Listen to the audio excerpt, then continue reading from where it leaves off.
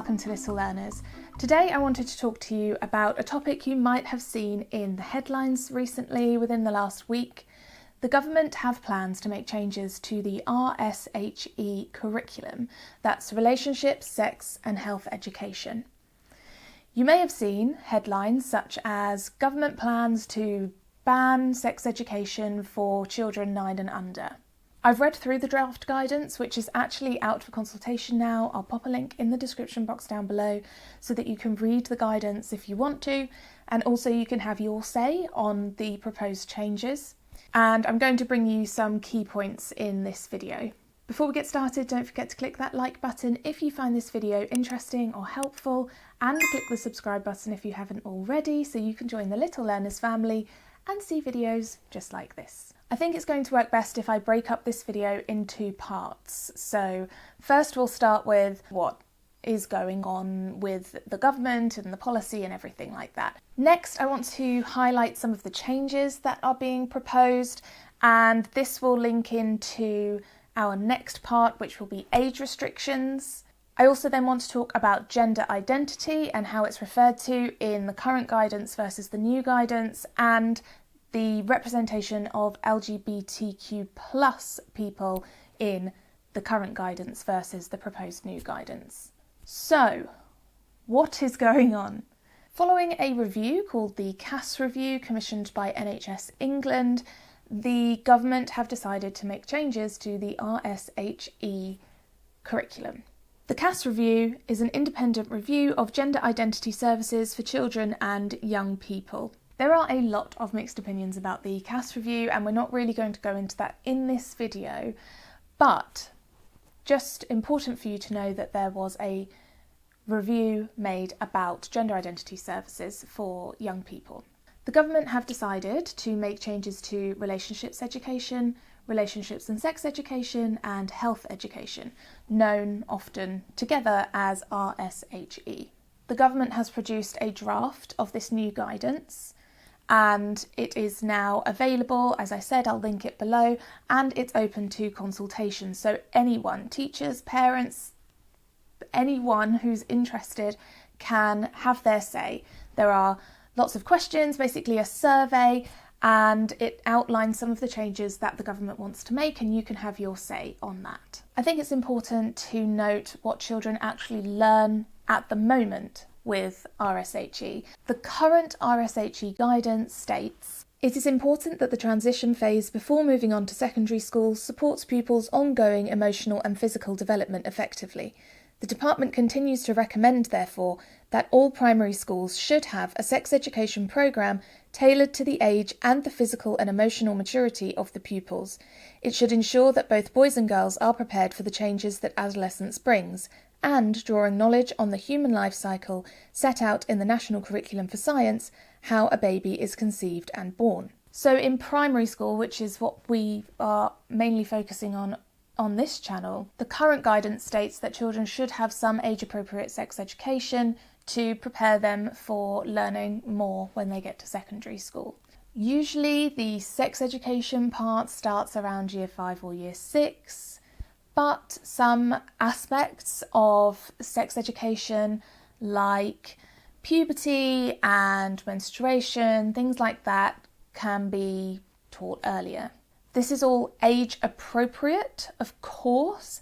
Nothing in primary school is going to be showing children anything that is too explicit for them. And I think the issue is that a lot of parents and a lot of people don't really understand what sex education looks like in primary schools. So I thought it was important to read that out to you so that you know exactly what they are learning. Just to give you a bit more information, the current guidance also states, "The National Curriculum for Science also includes subject content in related areas such as the main external body parts, the human body as it grows from birth to old age, including puberty, and reproduction in some plants and animals.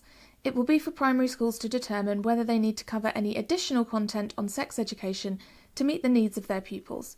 Many primary schools already choose to teach some aspects of sex education and will continue to do so, although it is not a requirement." Schools also have a duty to inform parents or carers about the content of sex education, and parent and carers have the ability to remove their children from that part of education. So moving on, looking at what has changed. So you've heard what the current RSHE guidance looks like, but what are the proposed changes? The new guidance includes a sentence which I cannot believe they had to put in, but I think it probably goes to show how much or how little many people understand about sex education in primary schools. The aim of teaching aspects of sex education in primary is not to prepare pupils for sexual activity in later life. I just can't believe that that's in there. Obviously, of course, that's not what sex education is about. Sex education is giving children age-appropriate information to keep them informed, keep them safe, and to help them understand their own bodies and the world around them. This quote goes on to say, "It should only focus on giving pupils the information they need to understand human reproduction and for their own safety." So remember how in the current guidance it stated that the Department for Education believed it was important for all schools to have a sex education curriculum. They can decide what that kind of looks like, but it was important. In the proposed changes, it instead says, sex education is not compulsory in primary schools, but the department recommends that primaries teach sex education in years 5 or 6. This should be taught no earlier than year 5, in line with what pupils learn about conception and birth as part of the National Curriculum for Science. Schools may also cover human reproduction in the science curriculum, but where they do so, they should be in line with the factual description of conception in the science curriculum. So we can see here that age restriction coming in, and we'll get into that a bit more in a moment. That does raise some concerns for me, and I know for a lot of people, because there are aspects of sex education which may need to be taught earlier in order to keep children safe or to help them understand their own bodies if they start puberty early, particularly children who have periods. The other problem I think we have with schools being told not to teach so much about sex education, or that they don't necessarily have to, it's just recommended, is that children will go to other places to find out this information. They will go to the internet, they will go to sites that are not appropriate for them, that I can't say the name of on YouTube, or you probably won't be able to see this video. They will go to older children who maybe don't understand how to explain something in an age-appropriate way. There are so many different ways that children can access this information. The current guidance actually includes this. It says, given ease of access to the internet, children whose questions go unanswered may turn to inappropriate sources of information. So it's right there, the government is saying it, although they're not necessarily saying it anymore. I think it is a real worry that we are taking away the power from schools to give them this information in a safe and age-appropriate way. I think that knowledge is power, and without certain knowledge, children are unable to keep themselves safe. They can't keep themselves safe from things they don't understand or know about. So, sex education not compulsory in primary schools and should not be taught before year 5. So that's when children are aged 9 and 10. So that brings us on to age restrictions. So let's take a look at some of the new age restrictions that are being introduced in this new RSHE guidance. So we've already talked about how sex education should not be taught before year 5. More age restrictions include what constitutes harmful sexual behaviour and why, and that such behaviour is unacceptable, emphasising that it is never the fault of the person experiencing it. This should not be taught before year 7. Year 7, of course, is the first year of secondary school when children are 11 and 12. Just because it says that it shouldn't be taught before year 7 doesn't mean that it will be taught in year 7. It's up to schools to decide when they're going to teach that. I think it's very concerning that the government aren't saying that we need to give age-appropriate information about this to children younger than year 7.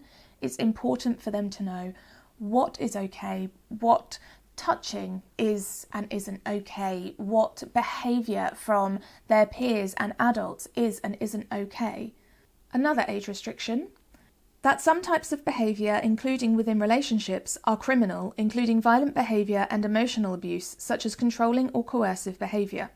Schools should not, however, teach about the details of violent abuse before Year 9, as it is important that pupils are not introduced to distressing concepts when they are too young to understand them. Children in Year 9 are 13 and 14 years old. Children of this age could certainly have already been exposed to violent behaviour, emotional abuse and coercive behaviour. The guidance says about not teaching children about the details of violent abuse before Year 9. I'm not 100% sure what exactly they're referring to there, because some of this guidance is quite vague, but I do worry that this could be misinterpreted and that none of these topics will be taught until Year 9, which is a problem. Children will be exposed to these topics through TV, through what they see on the internet, from stories that their friends tell them. And as we've already said, children will go to places to find these answers if they're not given them in a safe place like a school. About circulating images and information and how to safely report to trusted adults the non-consensual creation or distribution of an intimate image. Pupils should understand the potentially serious consequences of asking for naked, semi-naked or sexual images, including the potential for criminal charges and severe penalties, including imprisonment. This topic should not be taught before Year 7. The risks of inappropriate online content can be discussed in an age-appropriate way from Year 7. However, the details of sexual acts should not be discussed before Year 9.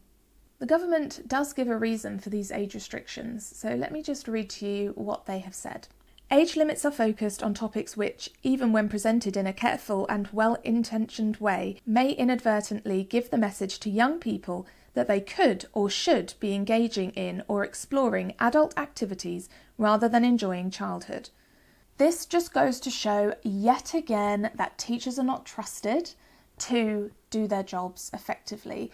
They are not trusted to teach these topics in an age-appropriate way. The suggestion that teaching children about healthy relationships, sex education in an age-appropriate way might encourage them to go and try and carry out some of these acts is honestly quite insulting, I think, to the entire education community. Okay, let's talk about gender identity, which I believe makes its debut in this draft guidance rather than in the current guidance that we already have. So the guidance does state that pupils should understand the importance of equality and respect and should learn about the protected characteristics, including sexual orientation and gender reassignment, by the end of their secondary education. So none of this needs to be discussed in primary school. Pupils should also be taught the law about gender reassignment. Schools should be clear that an individual must be 18 before they can legally reassign their gender. This means that a child's legal sex will always be the same as their biological sex, and at school, boys cannot legally be classified as girls or vice versa. This next part is the part that worries me greatly. Schools should not teach about the broader concept of gender identity. Gender identity is a highly contested and complex subject. It is a sense a person may have of their own gender, whether male, female, or a number of other categories. This may or may not be the same as their biological sex. Many people do not consider that they or others have a separate gender identity. So you can see where this is going. If asked about the topic of gender identity, schools should teach the facts about biological sex and not use any materials that present contested views as facts, including the view that gender is a spectrum. It also states that teachers need to be clear when discussing gender identity, if asked, that it is a contested topic. This infuriated me when I read it. I can't believe that it is going to be written in the curriculum that gender identity shouldn't be discussed, and if it is asked about, should be met with biological facts and the idea that actually this is a very contested issue and we can't tell you that what you're feeling is real or not. I'm sure there are many people watching this who believe that this certainly is not a contested fact and they feel it and they know it. I don't think you can say that this is a highly contested topic when it's about someone's personal feeling, their own personal sense of self. How can you say that my sense of self is a contested topic? It has nothing to do with anybody else, which is the same as the sense of self of a person who has transitioned, or a person who is gender fluid, or a person who is questioning their gender, or just a person who wants to learn about gender identity in general. The term contested topic really, really frustrated me, because there are lots of things we teach in schools that could be considered contested topics, but we teach as fact. Okay, here are some contested facts. So if you speak to a primary school child about what they've learnt about space, they will probably tell you there is no gravity in space, but in fact there is gravity in space. If you ask someone if they should split an infinitive, that is an extremely contested topic, but we do teach it one way or the other. Religious education, learning about other religions and learning about other faiths, you could say that those are contested topics, because not everyone believes in everything that we're being taught in religious education. Vaccines. Let's just leave that one there too. There are so many different things that we teach in schools that could be considered a contested topic, and we still teach them. The fact that gender identity might not be believed by some people as existing doesn't necessarily mean that we can't teach about it, because it really does exclude those people who, first of all, do believe that gender identity is real, and second, people who are affected greatly by gender identity and dysphoria and needing that support when they are questioning their gender identity. I'm very concerned that we'll have a lot of children following this guidance who won't get the support that they need and won't feel welcome in a school environment. Whenever I teach religious education, I always say some people believe, or this group of people believe this, and some people believe this, so that children know that this is very important to many people and some people believe something different. Personally, I don't think gender identity needs to be taught in this way, but I don't know why it can't be. If the government has such an issue with teaching about gender identity, why it can't be taught in a similar way. But I'd really love to know your thoughts down below in the comments. I actually made an Instagram reel about this when the BBC first reported on it, before the guidance was even out, and I had someone respond in the comments, and I just wanted to read what they said because I think it's really important. As a parent of a child with gender dysphoria, this feels like just another way this country has become extremely unsafe for our family. How are they ever going to teach children to respect other people's gender identity if they're teaching them it's a contested topic? Okay, and that brings us on to representation of LGBTQ plus people. Mainly we're talking about same-sex couples in families here. The current guidance states, teaching about families requires sensitive and well-judged teaching based on knowledge of pupils and their circumstances. Families of many forms provide a nurturing environment for children. Families can include, for example, single-parent families, LGBT families, families headed by grandparents, adoptive parents, foster parents, carers, amongst other structures. Personally, I teach that all families look different and read stories with families of all different makeups, and it is very likely that in any class you're going to have at least one child who has parents of the same sex, or parents who are non-binary, or parents who do not fit the heteronormative cis narrative. The new guidance states, schools can most commonly refer to families with a mother and a father when discussing families. There's more to this, but this just really infuriates me. First of all, because same-sex couples exist, and just saying that you should commonly refer to families as a mother and father is really frustrating, but also because many families don't have a father or a mother. They maybe just have one of those. Maybe they just have grandparents. Maybe they have adoptive parents. To me, this is language of exclusion, and I don't think it should be in our curriculum. Schools should be sensitive to pupils' circumstances, recognising that some children may have a different structure of support around them, for example, looked after children or young carers. Families of many forms provide a nurturing environment for children and can include single-parent families, same-sex parents, families headed by grandparents, kinship carers, adoptive parents and foster parents or carers. Care should be taken to ensure that children are not stigmatised based on their home circumstances and needs. So that part, at least, is the same as the current guidance. However, there's more. The current guidance has a nice long paragraph, and I'll try and chop it up into chunks so that I don't have to read the whole thing to you. Lesbian, gay, bisexual and transgender, LGBT. In teaching relationships education and RSE, schools should ensure that the needs of all pupils are appropriately met and that all pupils understand the importance of equality and respect. Sexual orientation and gender reassignment are amongst the protected characteristics of the Equality Act of 2010. Schools should ensure that all of their teaching is sensitive and age-appropriate in approach and content.